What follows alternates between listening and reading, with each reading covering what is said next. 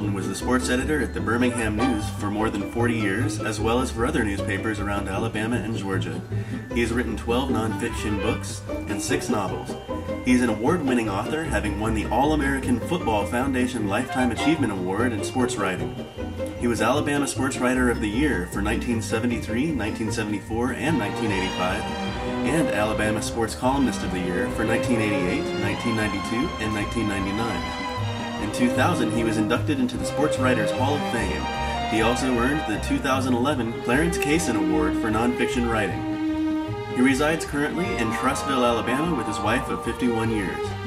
We are pleased to hear from Mr. Bolton about his new work today, titled Hadacol Days, which recalls his time living in Statham, Georgia during the late 1940s and early 50s. Well, I wrote a book about a time and a place that don't exist anymore. I wrote about Statham in the late 40s and early 50s. Now you say, well, Statham does exist. Well, not the Statham of the 1950s. My dad was a railroad man, and we moved all around. I went to 10 different schools, including 3 different high schools. The one constant in my life was that we were going to move. And, it was a terrible way to be brought up. And I had wonderful parents that were role models in many ways, but they did move around a lot. I think my dad's work on the railroad required it, and but he also I think they just enjoyed moving, living in different places. Anyway, we came to Statham in 1948 when I was 12 years old, and we left in 1951 when I was 15 years old. And Statham is the place that I love best of all the places I live. As I say the Statham of those years doesn't exist anymore. The population in 1950 in Statham was 626. I suspect that the census this year, when it's published, will be closer to 4,000 people, and that's a big difference. The high school doesn't exist. It not only died on paper when it consolidated with Winder High School to form Winder-Barra High School, but it died in 1956 when the wrecking ball came and knocked it down. This beautiful 2-story building with chimneys actually had fireplaces. It was heated with fireplaces. And that's where I went to high school in the 9th grade. Not only did they tear down the school, they cut down a majestic oak tree out front where generations of kids met and held hands with their sweeties and just lived the life that people lived in the late 40s and early 50s. They said they had to cut down the big oak tree to build the ugly school that they've got there now. I say it's like going from Pretty Woman to Ugly Betty. One of these little flat buildings like these school buildings are everywhere now. The high school doesn't exist. Perry's Pond doesn't exist. Perry's Pond is where we used to go swim naked, skinny dipping, we call it. The boys, not the girls, they didn't go. But the Royal Theater doesn't exist. The Royal Theater was where we would go hold hands with our girlfriends after eating popcorn. The etiquette was that you got finished with your popcorn and then held hands. But sometime I would pour out the last of my popcorn so I could hold hands with Gail Mobley or Harriet Roberts, my girlfriends at the time. Fannie Mae Sims Cafe doesn't exist. Fannie Mae cooked those good old 1950s hamburgers. You could smell them for a block away. Now it's been replaced by a Subway. So when I say the state of my roundabout doesn't exist, the town is there, but it bears little resemblance to what I wrote about. There were 9 of us who lived right there in town. We were all about the same age. There were 5 boys and 4 girls. And we saw each other every day. We were buddies, and teammates, and sweethearts. There was me, Wayne Holiday, Jimmy Lowe, Chick Bragg, and Buck Manus. There was Gail Mobley, Harriet Robertson, Rose Herring, and them little ones. When Chick Bragg died the other day, I told my wife, I said, well, the deads have taken a 5-4 lead over the livings in our little gang of 9. She said, well, I got news for you. In the end, the deads will score a 9-0 shutout. Unfortunately, that's true. The thing that I think back on that truly amazes me that we did it now. I tell people one of the good things about living then was that you didn't live in fear like people do now. And a guy told me the other day, I don't live in fear. I said, all right, when we were 14 years old, the boys, I said, we would go stand on the side of Highway 29. We would hitchhike to Athens. We would climb over the fence at Sanford Stadium and go watch the Bulldogs play football. Or we would go to a baseball game. We'd go to a swimming meet. Or we'd just go watch football practice over on Ag Hill. I said, before that, when I was 8 years old, living in Atlanta in the 3rd grade, I would catch a bus at my house and go to downtown Atlanta, go to a movie, look in all the dime stores, catch the bus back home. Now you say you don't live in fear. You mean you would let your 14-year-old kid get out and hitchhike somewhere? Or you would let your 8-year-old kid ride a bus to downtown Atlanta, get out, go to a movie, go to a dime store, and come back home? Well, no. I've got 2 granddaughters. My house sits back in the woods. I said, I'm afraid to let them go down to ride their bikes on the street in front of the house without me being with them. I said, that's what's called living in fear. We live in fear so much now that we even accept it. I can tell sometime when I tell that story about hitchhiking up here, people think, well, your parents must have been negligent. No, they weren't negligent. Kids hitchhiked all the time. Later, when we moved to Alabama, and I played high school football, I'd hitchhike home, the 8 miles home every day after football practice. It was an accepted way of getting around. All the hitchhiking I did, I never had anybody do anything or say anything out of the way to me. My parents, if my mother and I were out riding and we saw somebody hitchhiking, we'd stop and pick him up. We didn't think anything about that. This was a holdover, I think, from the Great Depression when people hitchhiked. And also from the war when you saw a lot of servicemen hitchhiking and you picked them up. Now, I don't know which would be most dangerous for a 14-year-old boy to go out and try to hitchhike, or for me to try to climb the fence at Sanford Stadium. I don't think either one of them would get very far. Parrots Pond, where we used to skinny dip, was, it was probably about a half an acre, and it was set back in the woods.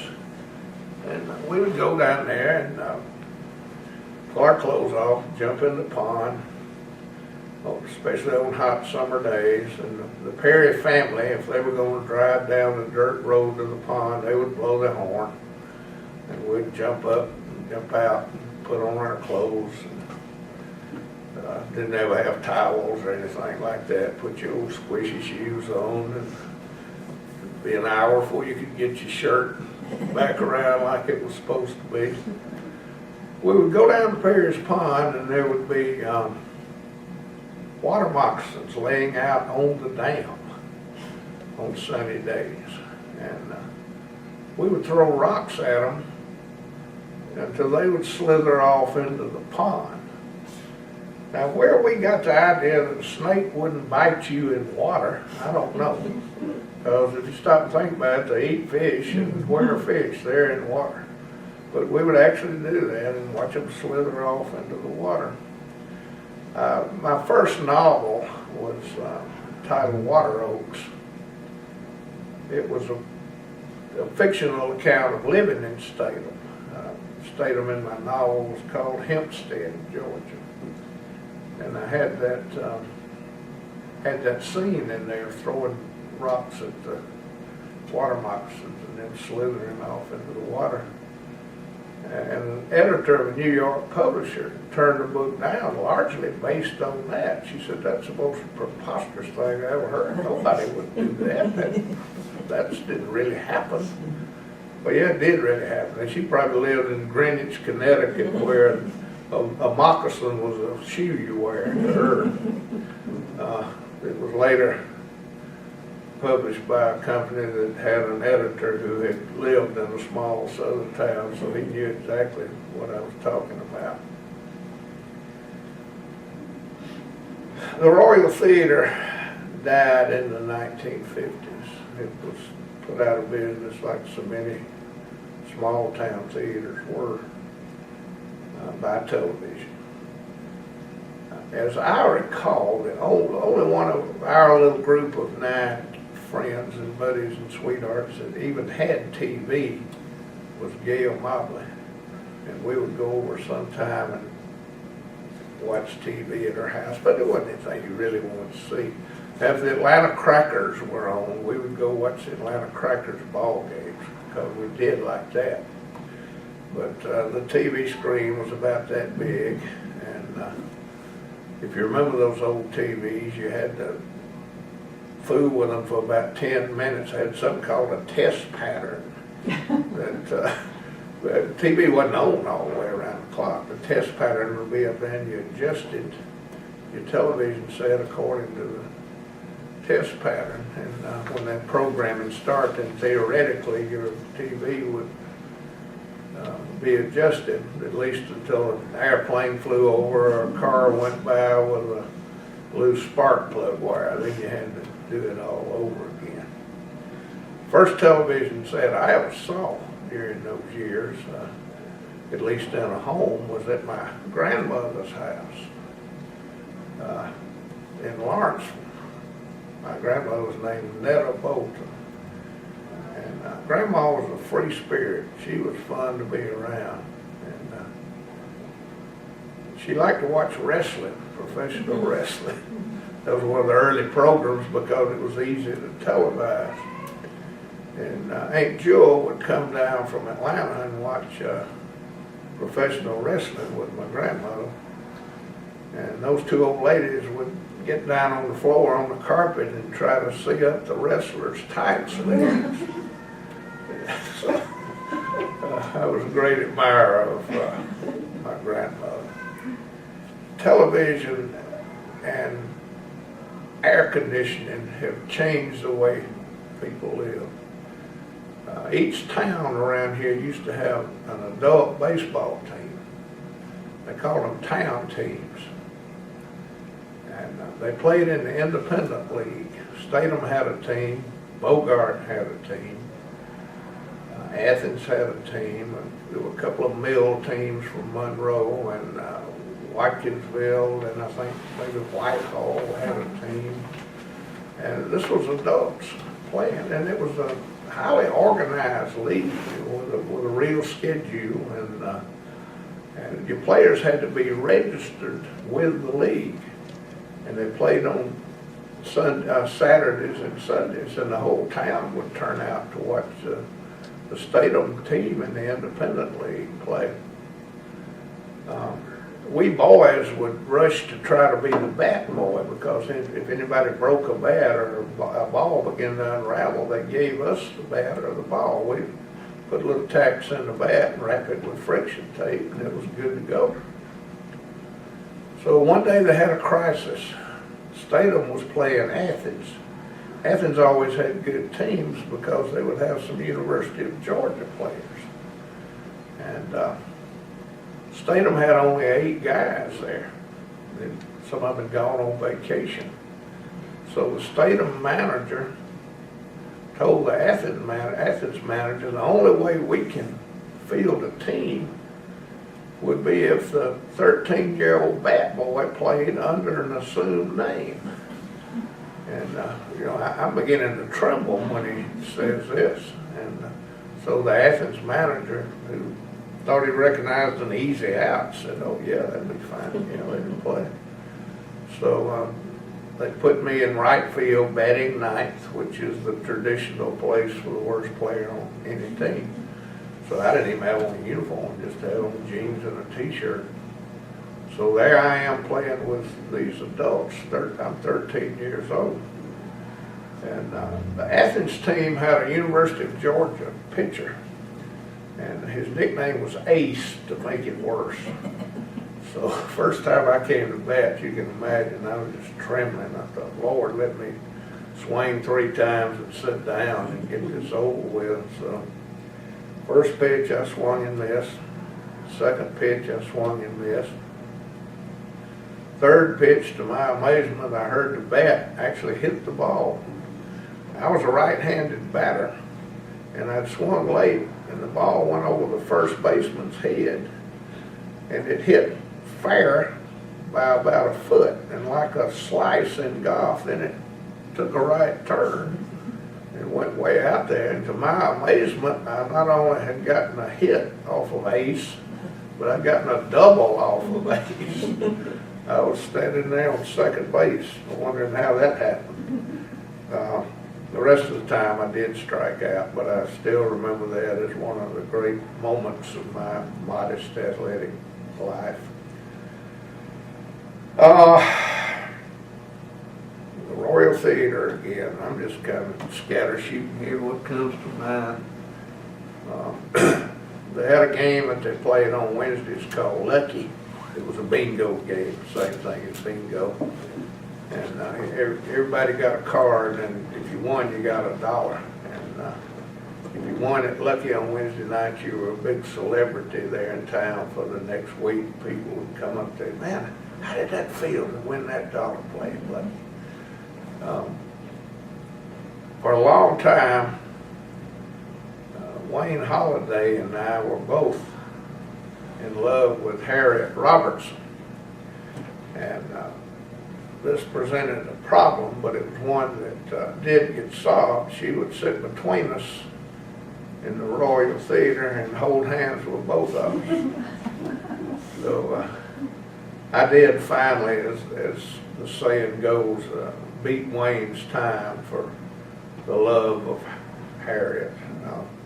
She found out he was third cousin or something. I think that had a big effect, because I told her they'd have 2-headed babies if they got married.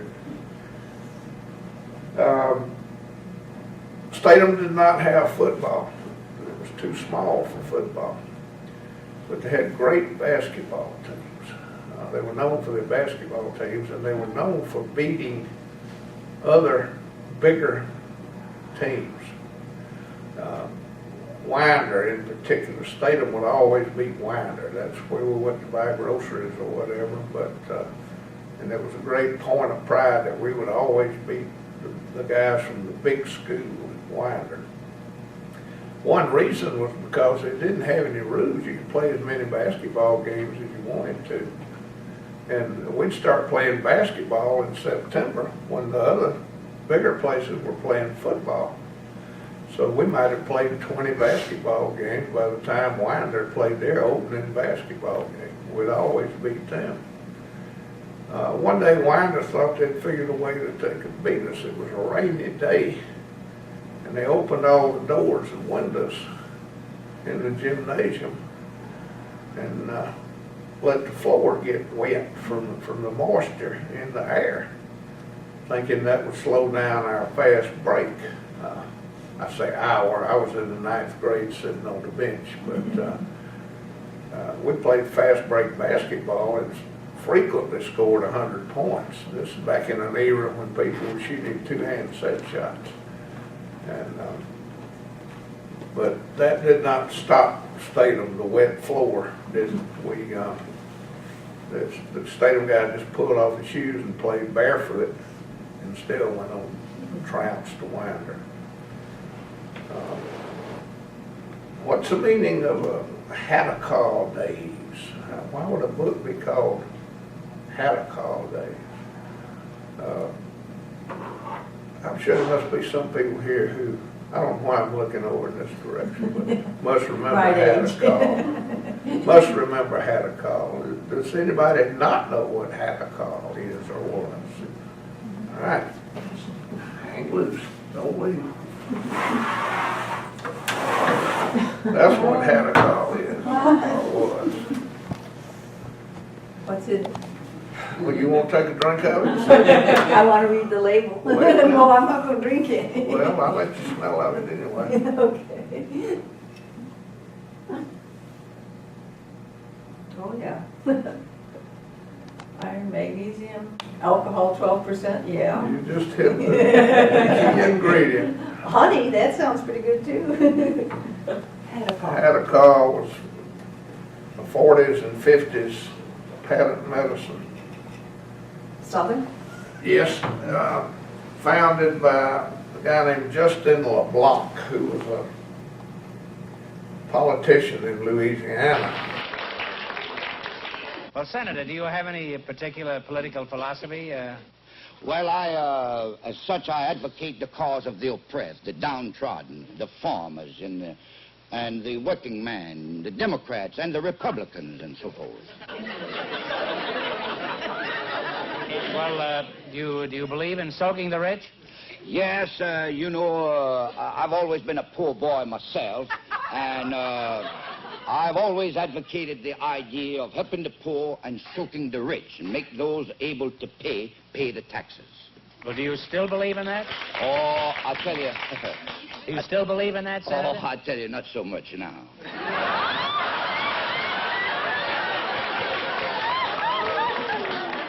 Well, what caused this sudden change in your political philosophy? Well, last year I made $5 million. How did you manage to make $5 million in 1 year, Senator? Well, I own the LeBlanc Corporation, the maker that makes Hadacol. We manufacture Hadacol. Hadacol? What's that good for? Well, it was good for $5 million for me last year. And that's good enough for me. Well, I've learned a lot about Louisiana politics. And the lure of Hadacol was because in the South of that time there were so many dry counties. But Hadacol supposedly would cure anything that ailed you. And at least, I guess, for a few minutes it would make you feel like you'd been cured, because it had 12% alcohol, which is about the same as wine. And I'm sure a lot of little old ladies who wouldn't have thought of taking a drink of liquor or beer or wine, or maybe even letting their husband do it, would have their little medicinal shot of Hadacol at night before they went to bed. I bought that in an antique shop a couple of years ago. I was amazed that I found it. I hadn't seen it in years. It was heavily promoted. There was a song, Hadacol Boogie. Y'all may remember that. There was a Captain Hadacol comic book. It was the last of the touring medicine shows. Mickey Rooney, Judy Garland, Hank Williams, Bob Hope, Lucille Ball, all these people were involved in the promotion of Hadacol. And the government finally made them stop making it, because it apparently really didn't do much of anything. But our cheerleaders at Statham came up with a yell. Statham Wildcats on the ball. They've been drinking Hadacol. And Mr. Barrett, who was the coach and principal at Statham, made him quit using that yell. I don't think he liked the implication that our basketball teams were fueled by alcohol. But that's how I came up with the name of the book, Hadacol Days. And, Bogart had a high school. That was one of our big rivals. In fact,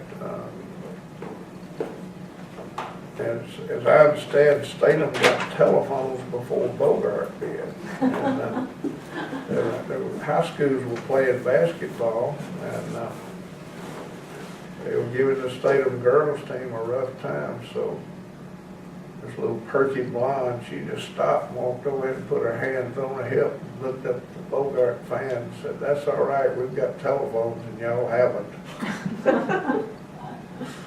Which may or may not be true. Vince Dooley wrote a nice blurb on the back of my book. And he remembered the Hadacol Days very well. But then things changed. They knocked down the old high school.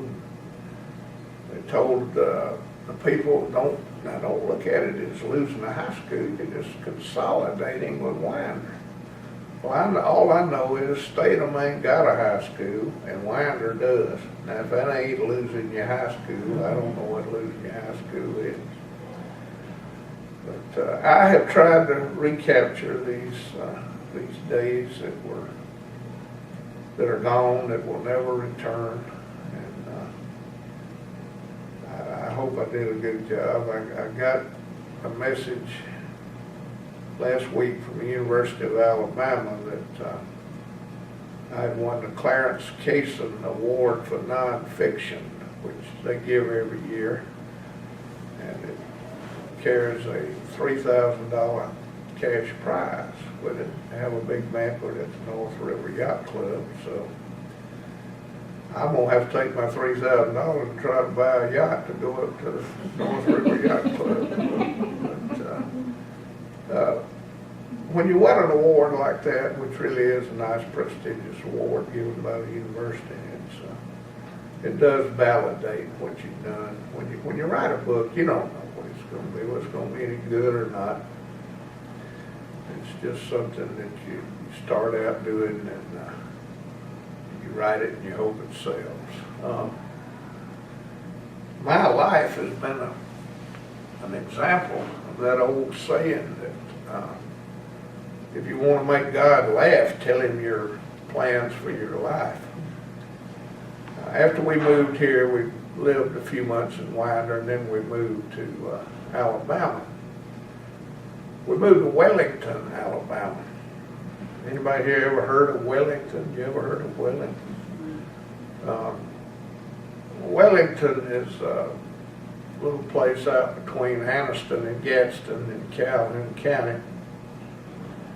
It's not a town, it's not a village. You would have trouble even calling it a community. I don't think anybody can tell you where Wellington begins and ends. Wellington is just so far out the sticks, even the Episcopalians handle snakes. So I decided I would be a school teacher because I particularly admired one of my teachers at Alexandria High School, where I finally finished high school, the last of my 3 high schools. His name was Reuben Boozer. He later became a dean over at Jacksonville. And I admired him, and I thought I would be a teacher. I was president of the first Future Teachers of America class they ever had at Alexandria High School. But then I read a novel by Sinclair Lewis entitled Aerosmith, about a young research doctor named Martin Aerosmith. So I decided I would get into the medical profession. Sound like a little boy wanting to be a cowboy today and a fireman tomorrow. So I started at Jacksonville State College with the idea of being a pharmacist. My people didn't have anything. We lived in a little 4-room house with an outdoor toilet in Wellington, and it was 8 miles from Jacksonville. They couldn't afford for me to stay on campus, so I was going to drive the 8 miles to Jacksonville State every day and then come back home. Our family car was a Kaiser. Some of y'all remember Kaisers, and some of you know that. No, they don't make Kaisers anymore. Probably because so many of them were like our old family car. True story, this car would use 2 quarts of motor oil in the 8 miles to Jacksonville State and 2 quarts of motor oil in the 8 miles back home. Now that's 4 quarts of motor oil a day or 20 quarts a week, which I couldn't begin to afford. So necessity is the mother of invention, they say. And I knew a guy that had a service station over on the highway between Anniston and Gadsden. I went over there and asked him, when you change oil out of somebody's car, will you give me that oil? And he kept a barrel over there full of motor oil he took out of other people's car.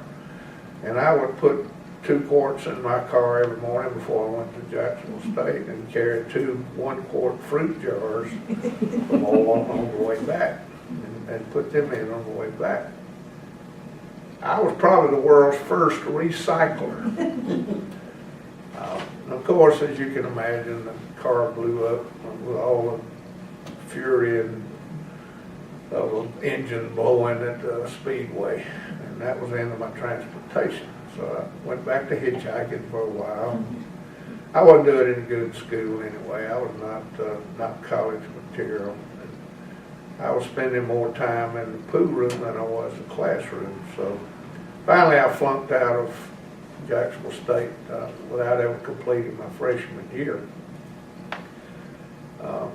I found out that I had not had the proper grounding in some of the subjects at Alexandria High School that I should have had. There was a lack of preparation, inspiration, and transportation ended my college career short of 1 year.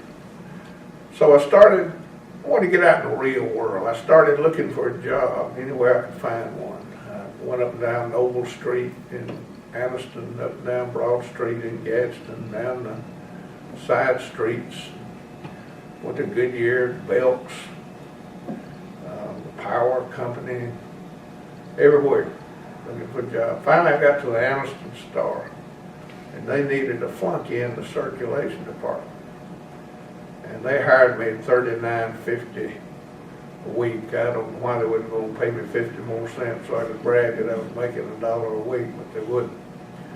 And so I did all the dirty work in the circulation department.